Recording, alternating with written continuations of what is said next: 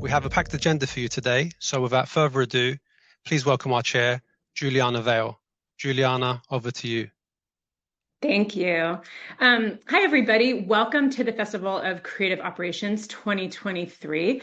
We're very excited to have attendees joining us from all around the world for the celebration of all things creativity, design, and studio operations. So I'm Juliana Vale. I'm the Managing Director of Dream.ai, and I will be your host for this event.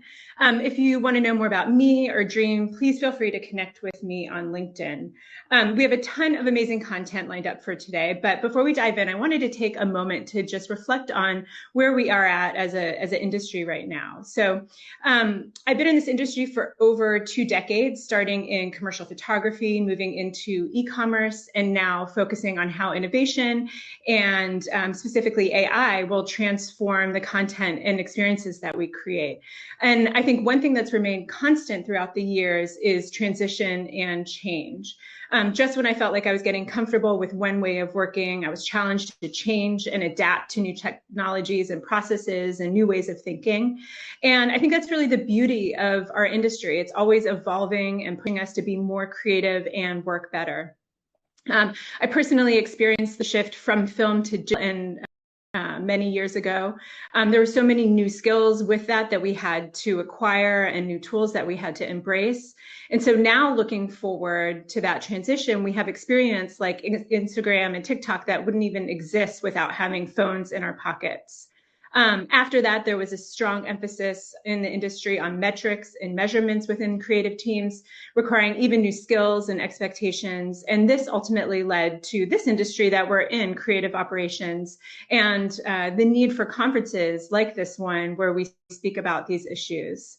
And so if we bring it back today, I think we're on the brink of another major shift, which is the transformative potential of emerging technologies, especially AI. And I think we're going to hear a lot about this from the speakers today. And so what I do think is that in this moment, creative operation teams are more important than ever. We have a really crucial role to play in harnessing these emerging technologies and integrating them into the content creation process.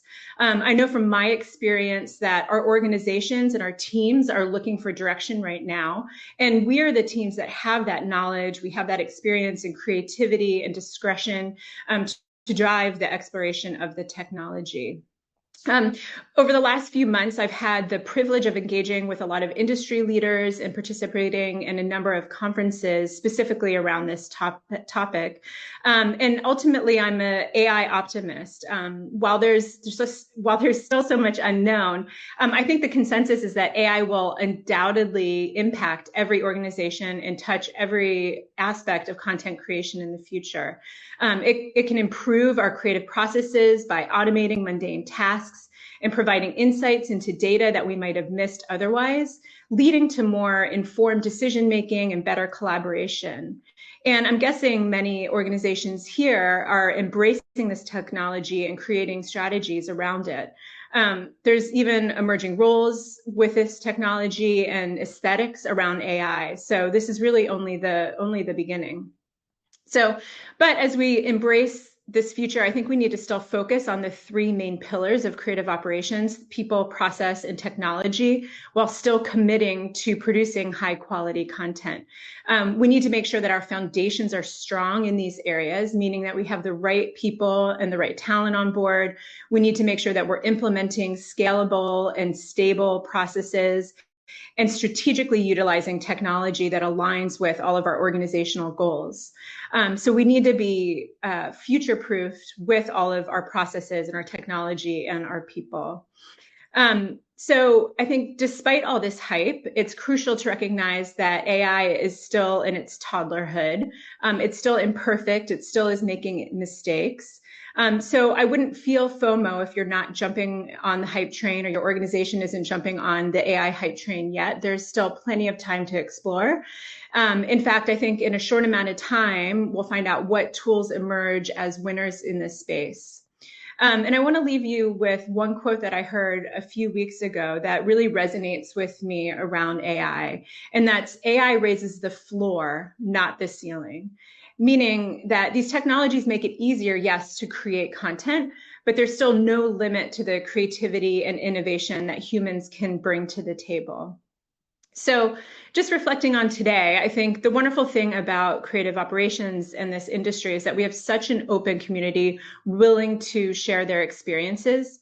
So please use this conference as a time to connect with your peers and learn more about what they're working on and how they're thinking about this technology and how that's going to impact their organization.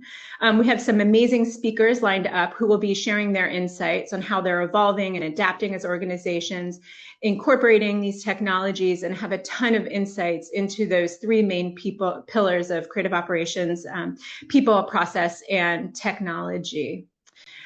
So before we begin, just a little bit of house cleaning in terms of the platform and what's going on today. So first, I want to take a moment to thank all of our generous sponsors. You can learn more about them and their offerings in the exhibitors tab throughout the conference. The agenda tab will guide you towards all the live sessions. And remember that your registration includes access to the co-located Design Operations, Photo Studio Operations Forum, and Creative Production Day as well. And most importantly, make sure you engage with your fellow attendees and ask questions to the experts that we have lined up today with the Q&A panel and the chat functions. And also keep the conversation going on social media using the hashtag Festival of Creative Operations. For real-time networking with industry peers, head over to the virtual lounge. And of course, if you need assistance at any point, please use the chat function at the bottom right hand of your screen. So with that, and without further ado, we're going to move on to our first speaker, Lindsey Slaby from Sunday Dinner, who's going to share some invaluable insights on maximizing productivity with in-house teams. So I'll hand it off to Lindsey and looking forward to it. Thanks. Great.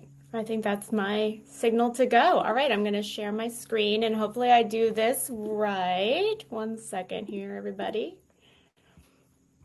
Okay. Okay. Assuming we're good. If not, anybody let me know. I can't see you now that I have the screen share. So thank you guys so much for having me. Thanks for introducing Juliana. I'm a little new to Henry Stewart events, and when I found out about it, I actually became obsessed. I think that there's a lot of content and constant events happening, but it is so relevant to what's happening inside marketing organizations as well as agencies. And so I just really thank you guys for putting this day together. I went through with the team a host of different topics we could chat about. And the one thing that was asked to narrow in on for this group, especially to set up the day, is what is really happening in-house and how are brands thinking about their current view towards how they're modeling their in-house teams. And so that's what we're going to chat about. And quick perspective, a little overview on me, very simple, hopefully simple.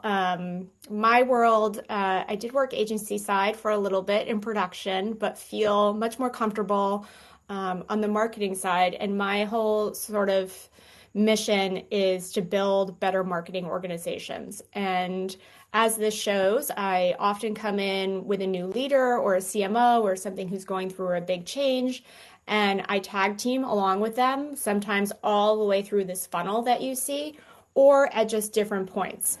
And especially this summer, where we do a lot of annual planning as brands, there's been a lot of conversation around org design, partners, how we're thinking about the resources we have internally, what, kind of looking at models, determining what we have. If we had a blank slate, how would we think differently? And so that's going to be a little bit of the conversation that I speak about.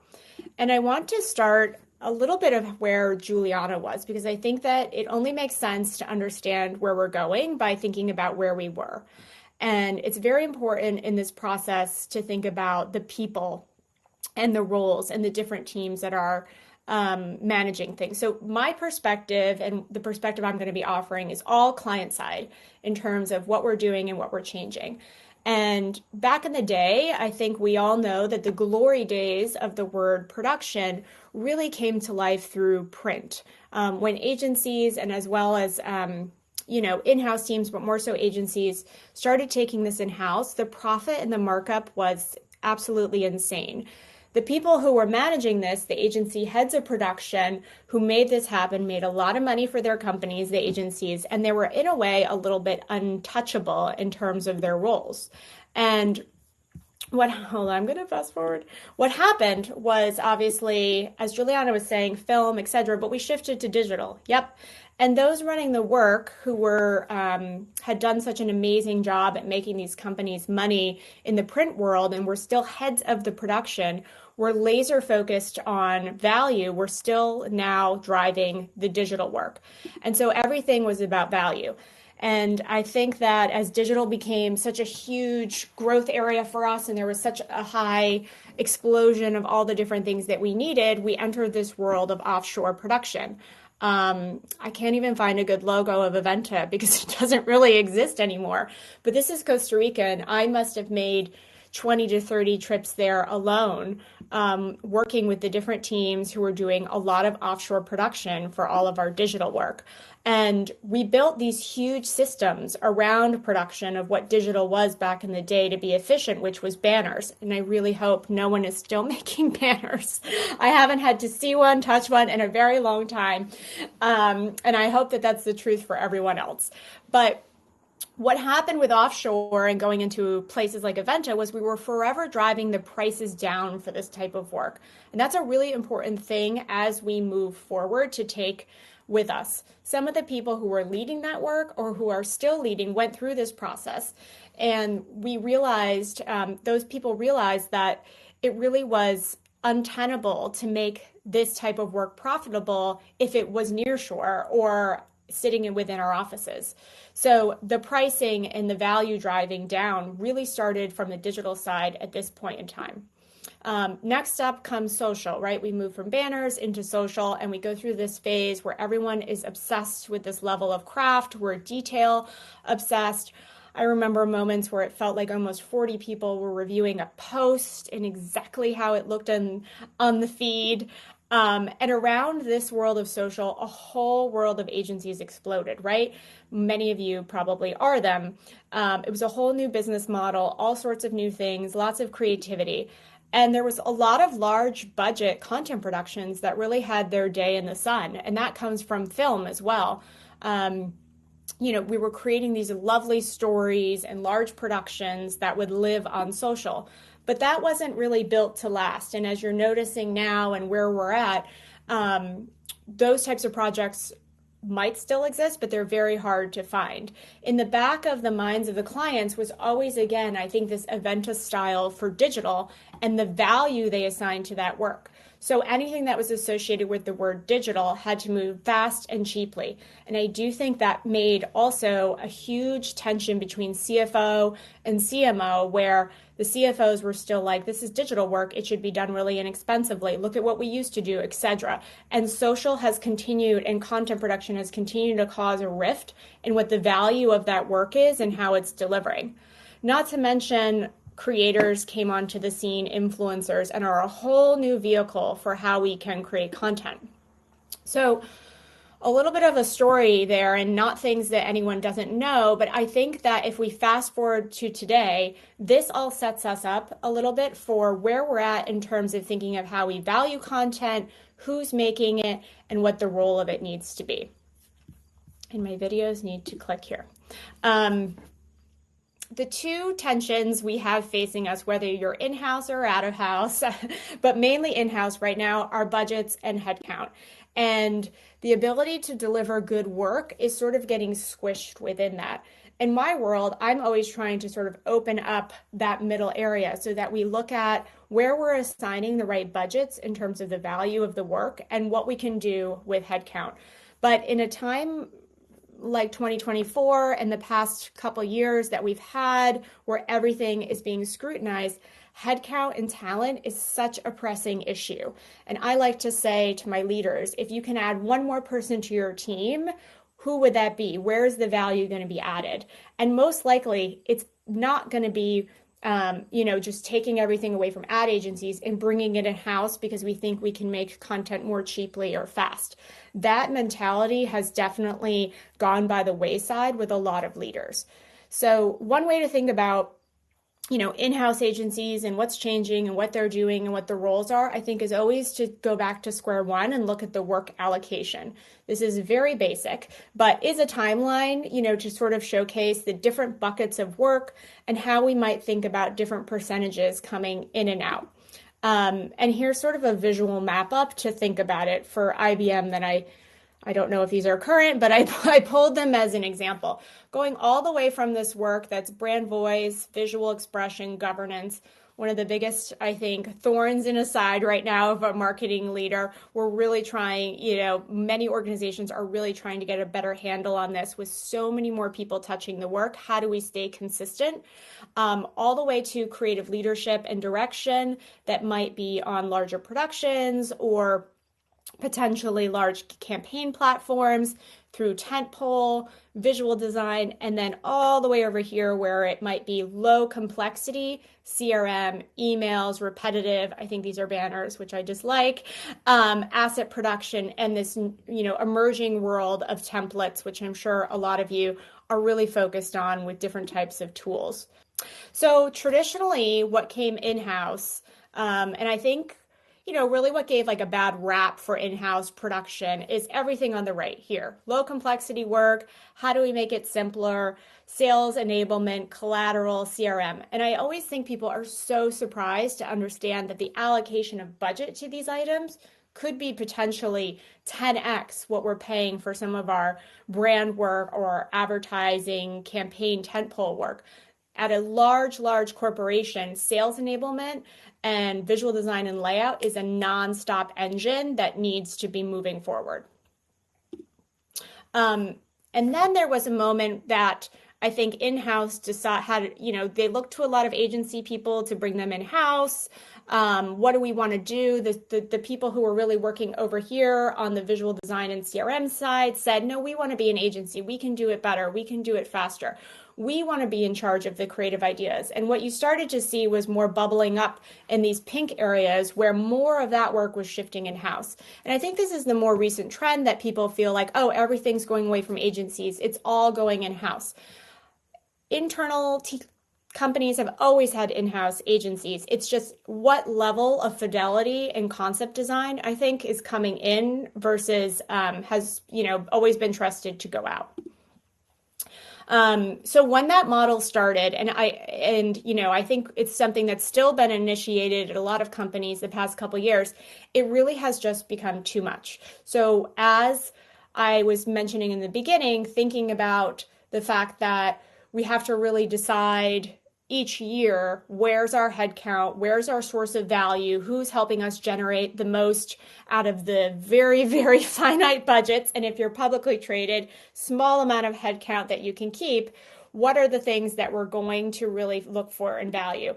And I think a few takeaways that have come out of those discussions are the realization that when we really expanded and brought in all these different types of teams on the client side, there was a clash of skills. People who are amazing on the right-hand spectrum aren't necessarily the same people who do other things. And when they were grouped in the same creative departments, there sometimes became different levels of divisiveness or perception that, well, you have a studio and those people do this, but then there's this group, and how does that all work? How do we communicate that properly?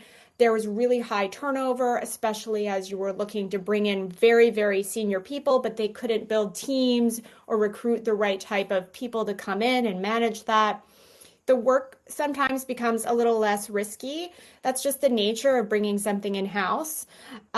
Increased headcount, headcount ballooning because you need a lot of people to do this work and do it well as technology and platforms that in-house IT teams aren't always so excited about implementing. And And so I think that's led us to this new model that I see more and more of, which is simply called quarterbacking. It's not necessarily new, but I really like how it's shaping out for the industry, the idea of raising the bar internally around marketing prowess, as well as how it's supporting agency partners that are like a massively important part of our ecosystem of how we make great work. So I'm going to talk a little bit about what this model is. There's a lot on this slide, but the concept really is that internally we hire more senior leaders who are essentially brand creative, leadership and direction, governance, and management. And they might oversee an in-house content studio, but also they're going to be overseeing the work a lot more with agencies versus some of the marketers that used to be the main liaison. There also might be a lead agency that is also in the quarterback role, overseeing a variety of other agencies. Not necessarily like the IMT lead, but more so a retainer model based around hiring a CCO or a chief production officer, etc. This idea is that we hire high value senior players. They are not meant to build out huge, massive ad agency style groups, but they are meant to help up level the work and make an impact. So they're sitting in meetings with other business leaders. They're having a seat at the table early in the conversations when we're speaking about work that normally if we had an agency, they wouldn't be able to do that. Or if we had more of a mid-level production group, they also wouldn't be necessarily respected enough to have a seat at that table. They also are able to do varying levels of campaign work as key assignments. And most importantly, they make sure that everything stays really connected in terms of the brand, but not as the brand police, as we often hear, much more about impact, value of creativity, when to take risks. So hopefully that's clear. It looks a little bit more like this. In terms of my bubbles. They're definitely owning voice and visual expression. There might be an outside agency that comes in to help set that up, but then they take it over.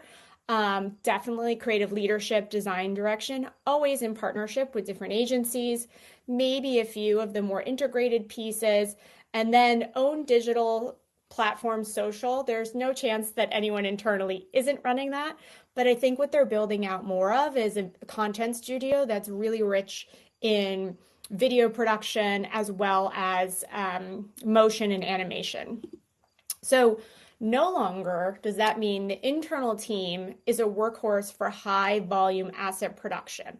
They might be managing it through a variety of tools. On the left, we have an example, I think, of Celtra, who is the sponsor for this. And, obviously, this, version here shows that we're taking an asset and we're creating templates and we're resizing it. And this is less manual than it's ever had to be. And that is very, very prevalent inside a lot of large brand organizations. And then on the right side is something, it's a little old, but I just wanted to show you how one of my teams thinks about a support network. So there's lots of groups we can go to for content. Maybe we have ideation groups. And on the right side, you see asset and capacity support. So using tools like Celtra, Canva, etc. And then maybe even having a tool like Superside, which is that offshore production that can help do more custom work for us at scale. All a part of what I think is like a creative, tools are now a part of the creative roster. I'm not telling anyone here anything they don't know, but I think thinking of them as a part of your creative roster is really important because in many ways they are filling a body potentially if we're replacing someone who was doing this work before and ideally shifting more money and better talent upstream, or they're actually being considered to replace an amount of money that we were spending with agencies or partners again, which ideally that is not about taking the budget and saying, okay, poof, we have all of this savings. It's some savings and value contribution back to the company. And the rest of it is about moving that money upstream to create better work. And that's not an idealism. There are a lot of brands who are doing that. So ideally, it's this whole win-win. I already said these things, but to me, all of this is about getting to better work and helping the quarterback model and how we do this and up-leveling our internal talent is about giving better direction to our agency partners and making sure that the work has stronger alignment internally and people understand how we believe that creativity can actually really impact our bottom line, which is more important than ever. So I know I'm talking fast, but there's just a few more slides. There's a lot of you potentially who are agency partners. And for me, there's a few things that sort of bubble up here in terms of what it means for the roster. So one, it's super important to understand the shape of what in-house teams are. This isn't all of them. There are many people probably who are at this talk today who run large scale internal teams, but they are looking at tools and they are looking at different things that need to come into play to satisfy the two tensions we have, which are money and people. So there is still external support really needed in terms of management of low complexity workflow. Not every brand is as lucky to have high value production team members who really understand this. So we're looking to outside partners to help us understand, okay, how do we shift and use these tools? What are the systems, implementation, training? I find it very rare to find companies that understand how to implement this and still make sure that it's done in a way that drives quality. Sometimes it's definitely it's outside consultants that are looking more at the numbers and efficiency and workflow and process, and they come in and recreate all of that, but they leave the whole essence of creativity and value, and they just kind of sort of implement these machines. So I think that it's a really valuable area for certain types of partners to come in and help their clients understand this from the lens that understands how to create quality. Another one is content-heavy deliverables. Digital campaigns, TikTok, YouTube, B2B, which shouldn't be there twice. This is not going anywhere at all. I like to think that content AOR is the new lead agency. The lead agencies that are driving the work, that are super connected to the business, that are helping us bring to life a variety of ways that we think about how our content can become an engine. The other things on the left side are a little bit more rotational, and I like to think of those almost as like hit makers, where we might hire people to come in and build a beautiful big spot for us, something that creates an activation. Ideally, our quarterback is setting up the brand tone, the personality, so we're able to work with a lot of different partners and get consistency. But internally, from a content perspective, we need to really have people who are deeply embedded in the business, not just about storytelling content, but all the way through the funnel, understanding CRM, personalization, and what our different teams need. So I can't imagine this slows down, and it really needs meaningful consult, because I think we've created models around content just to start making things, over the years. And now it's really game time to connect it better to lead generation, et cetera. And I hear that more and more from even B2C companies. So B2B is a huge area for content exploding. And the last one on here is really about the fact that brands are now more open to working directly with what I call production first shops versus an agency. You're noticing budgets shrink, but also with a quarterback model, ideally having a very senior creative leader who is in their role designed to partner, they can go directly to production firms to create that big piece of content or a TV production, digital production, etc. And before you couldn't really do that, because I think production companies, whether it's more myth or reality, the perception has always been, they can't write a script and come up with a concept. They can really only produce. And there's different ways of thinking, and they don't understand how our business works. And we don't function the same way around strategy, that very scary word. But this is opening up much more because I think that, again, quarterback model helps, as well as production companies leveling up a little bit and understanding the environment that they're in and adding new skill sets to that.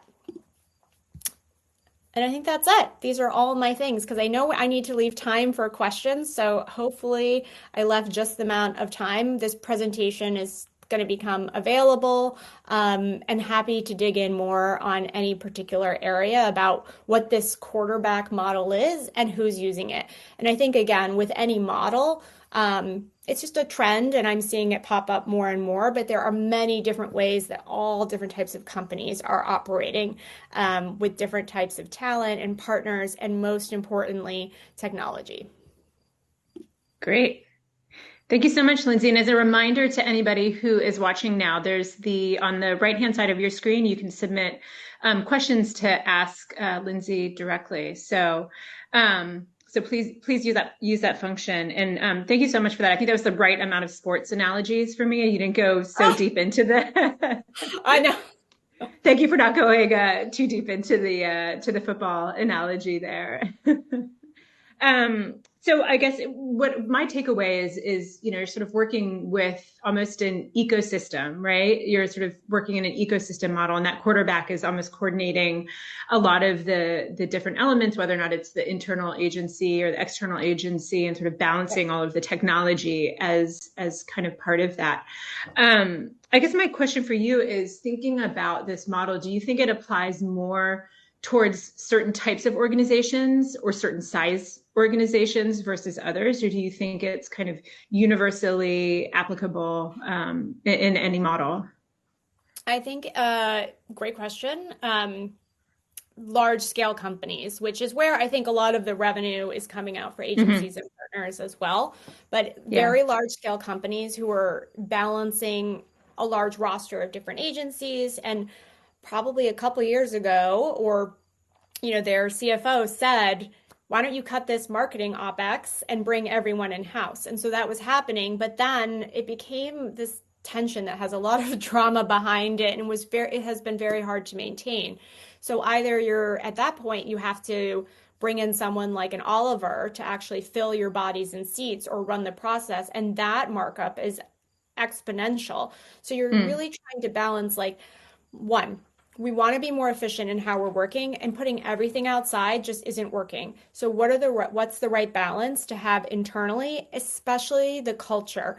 I think too many places have crashed and burned with trying to build these in-house agencies that have, their very unique culture, which is amazing, but it's separate from the culture of the brand normally. And what it does is it pits them against each other. They even have like different names. They want to work in different offices. And at that point, it's just an external team.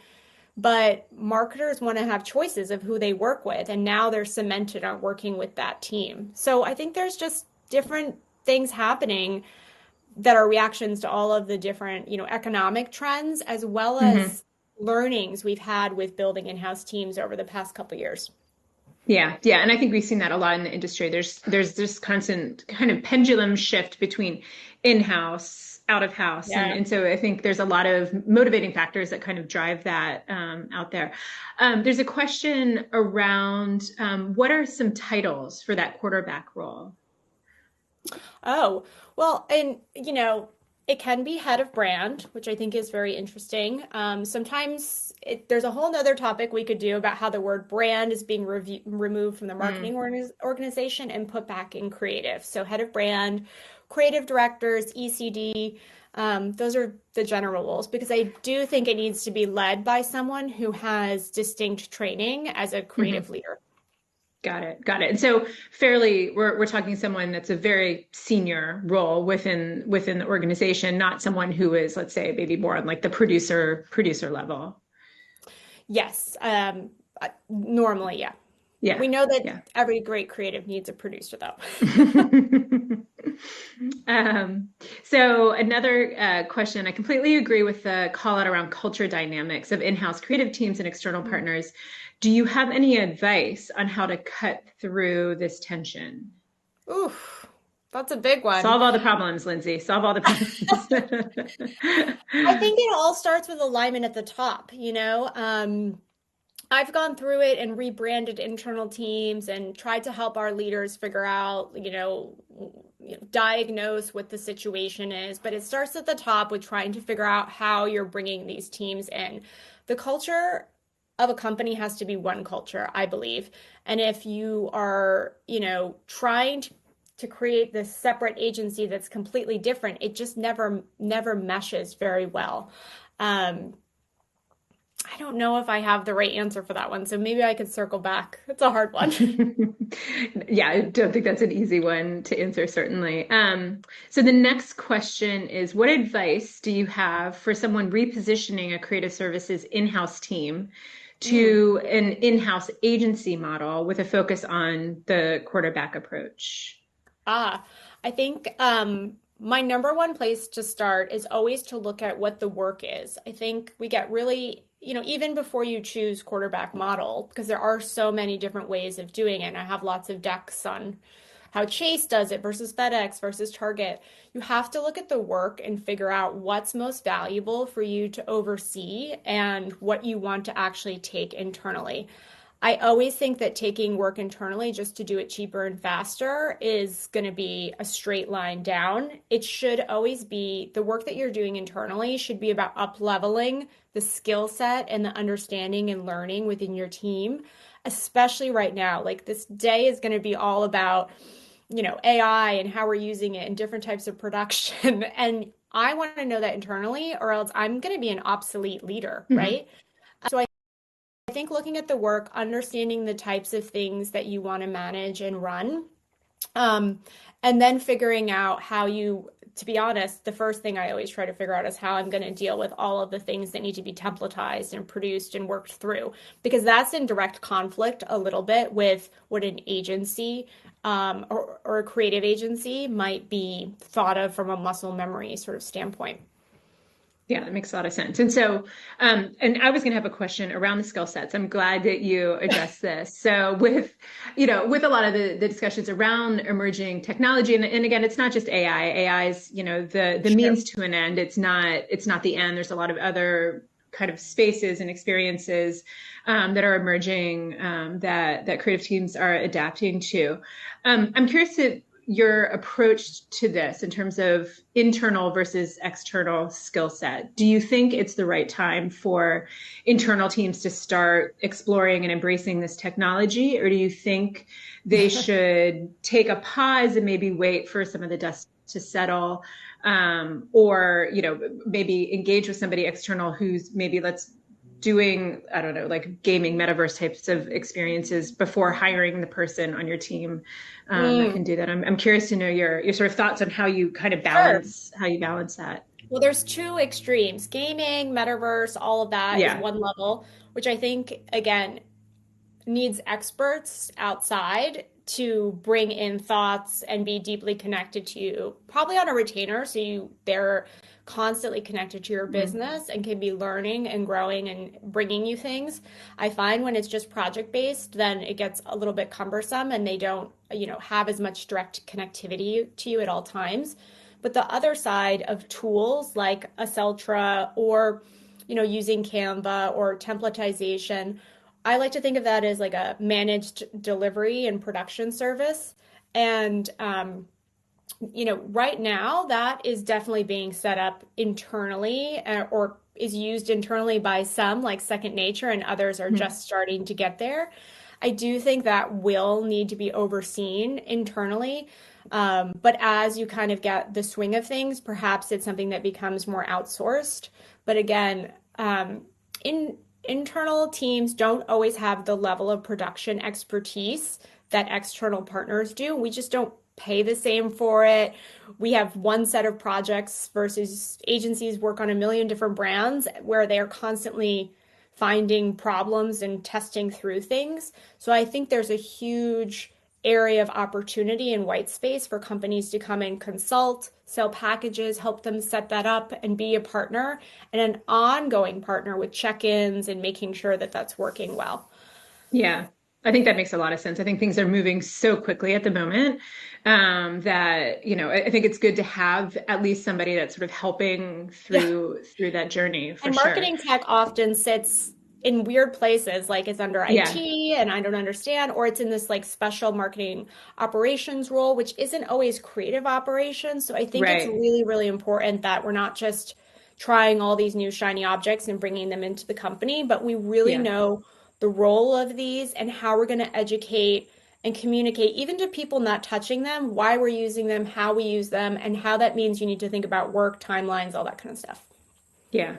Yeah, that makes a ton of sense. Well, Lindsey, thank you so much. Anybody who has further questions, I'm sorry, we've run out of time, but I'm sure you can find Lindsey and ask your questions offline. So again, thank you so much.